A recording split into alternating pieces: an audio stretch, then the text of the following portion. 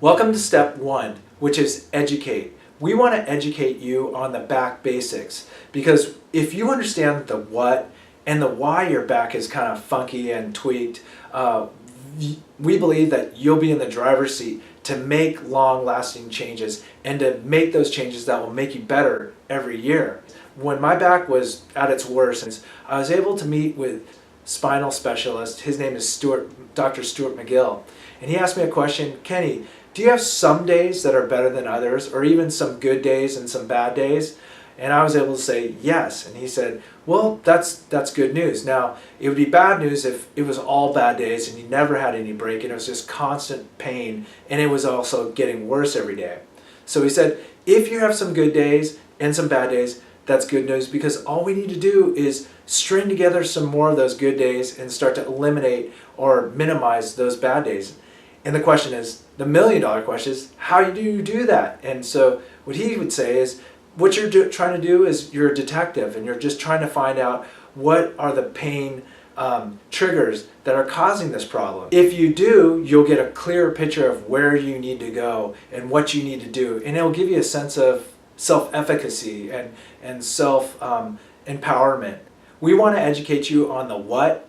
What are the main pain-generating tissues? There's basically 4 pain-generating tissues. It could be one, a combination, or all of these that are creating this problem for you. And the first one is your disc. It could be one disc or many discs, but you might have a tear in there, and you can see this here when I go into flexion or a forward bend. You can see how the disc kind of squirts out the side, and when you get a tear in the disc, that's when you get pain. The second pain-generating tissue could be your spinal nerve. When I go into flexion here, you can see the actual gel from the disc getting pushed out and pushing on the nerve, and that's where you get another source of pain-generating tissue. There could also be problems of the nerve not gliding properly, and it kind of gets snagged on the bone or on the fascia, which is connective tissue. That could be creating pain too. The third thing that could be causing pain are the facets, and the facets are just basically where the two vertebrae or bones come together, and you can see this in the red and the blue area, and when they grind together it can create pain because you got nerves in there. And then the last thing that could be creating the pain are the muscles that surround this the spine, and you can't really see the muscles here because I just have the bones, but just imagine when a person pulls a muscle or strains a muscle, that could be creating the pain, the stiffness, or the injury to the back. Your pain could be one or all of those, and kind of we're not going to get into too much diagnostic stuff because that's for the doctor or the physical therapist. We just want you to get a general understanding of what is messed up. The deeper question that we want you to understand is the why. That's the question you should be asking. Why is my back kind of messed up, and why can't I get more good days, and what is causing the bad days? To get an understanding of why your back is messed up, let's check out these graphs. And if you look at these graphs, on the x-axis you have time, and on the y-axis you have mechanical stress. And in this red, on this red line here, we have maximal capacity, and underneath it we have the safe zone. One of the key principles that we want you to understand as a junior biomechanist is that your body's no different than any other piece of machinery. The same laws of physics that apply to a bridge or a car, they apply to your back. Each mechanical part on your body has a certain maximal capacity, and if you exceed that, you will be in pain. If you stay underneath that, you will be in the safe zone.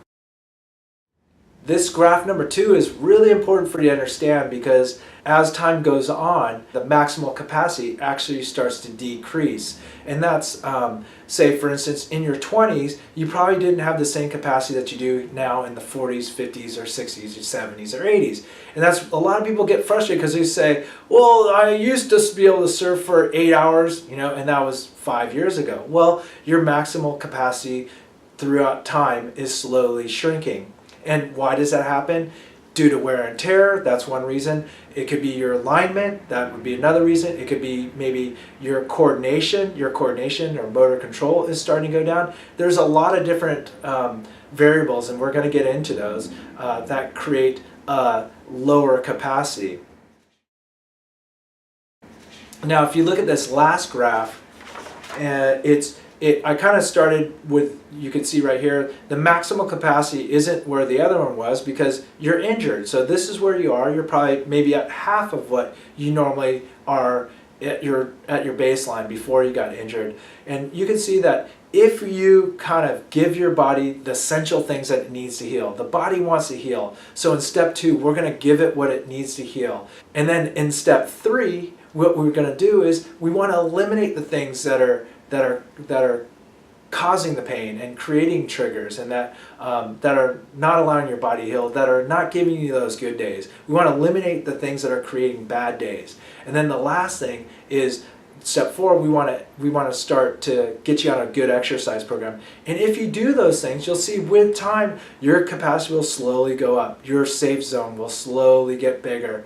And then if you continue with time, instead of being like the other graph, going down with the wear and tear, now you're minimizing the wear and tear, and you're also increasing the things that are making your body more resilient, more powerful, more athletic, and also more pain-free. Those are the kind of the what and the why your back is tweaked. Let's go ahead and check out step 2, which the essentials. We want to give your body the essentials, the things that it needs in order for it to get healthy, get strong, more resilient, and more athletic. Thank you.